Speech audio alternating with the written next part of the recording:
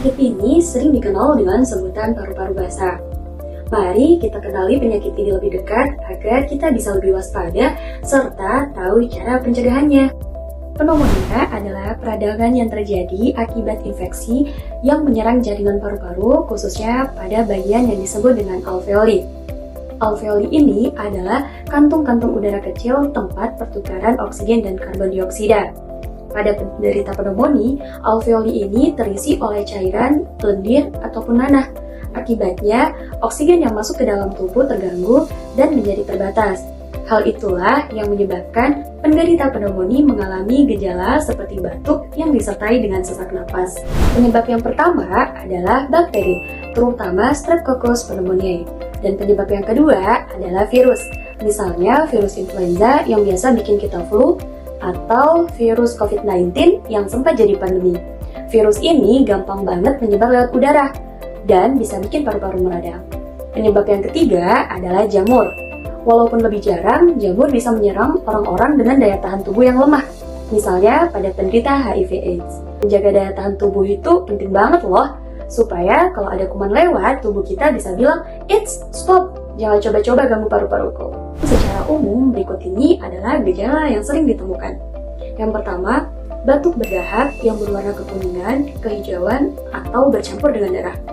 Yang kedua, demam tinggi sampai menggigil. Dan yang ketiga, sesak napas, dada terasa berat.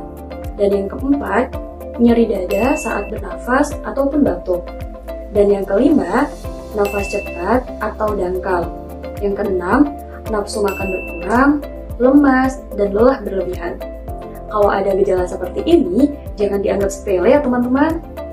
Kalau kita atau keluarga mengalami gejala yang mirip pneumonia, gimana sih cara dokter memastikan? Nah, ini menarik banget nih. Dokter nggak langsung asal nebak, tapi melalui beberapa langkah pemeriksaan. Yang pertama, wawancara medis. Dokter akan menanyakan gejala apa yang kita rasakan. Misalnya, sudah berapa lama batuk, apakah ada dahak, demam, atau sesak. Yang kedua, pemeriksaan fisik. Pakai stetoskop, dokter mendengarkan suara pernapasan kita. Dan yang ketiga, pemeriksaan penunjang. Hal ini yang paling sering dilakukan adalah ronsen dada. Dari hasil foto ronsen akan terlihat bercak putih atau bayangan kabut di paru-paru yang menandakan adanya infeksi.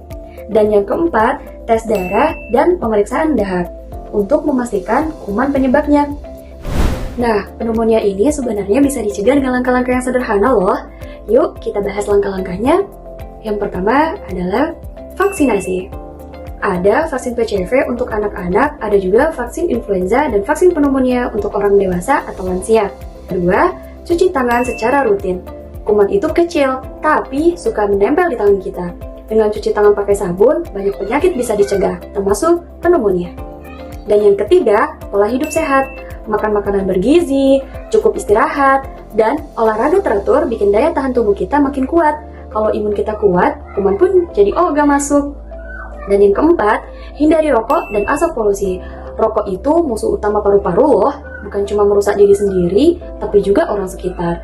Jadi, kalau sayang sama paru-paru, ayo jauhi rokok. Yang kelima, gunakan masker di tempat ramai.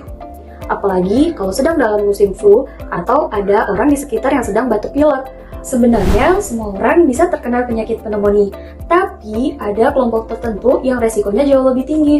Yuk, kita bahas satu-satu. Yang pertama, anak kecil, terutama balita.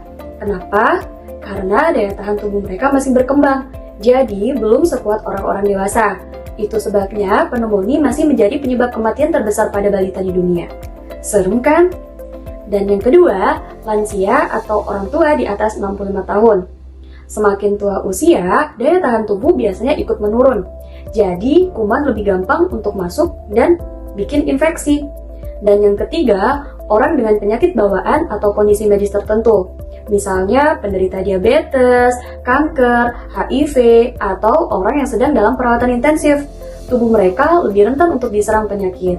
Dan yang keempat, perokok aktif maupun pasif. Nah, ini penting banget nih. Rokok bukan cuma merusak paru-paru si perokok, tapi juga orang-orang di sekitarnya. Jadi, jangan heran kalau perokok lebih gampang terkena infeksi paru-paru.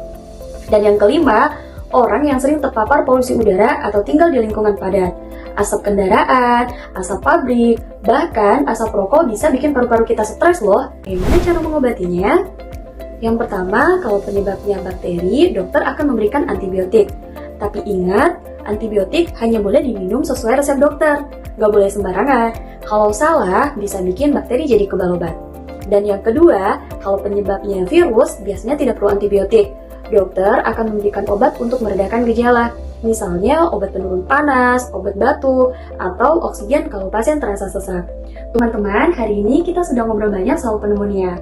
Mulai dari apa itu pneumonia, siapa saja yang berisiko, penyebab dan cara penularannya, gejala yang harus diwaspadai, bagaimana dokter mendiagnosis, cara pengobatannya, sampai tips pencegahannya. Semoga setelah menonton video ini, teman-teman jadi lebih paham dan lebih peduli sama kesehatan paru-paru kita. Ingat ya, paru-paru itu ibarat mesin utama di kehidupan kita. Kalau mesinnya sehat, kita bisa bernafas lega, hidup lebih aktif, dan pastinya lebih bahagia. Tetap sehat, tetap semangat. Wassalamualaikum warahmatullahi wabarakatuh.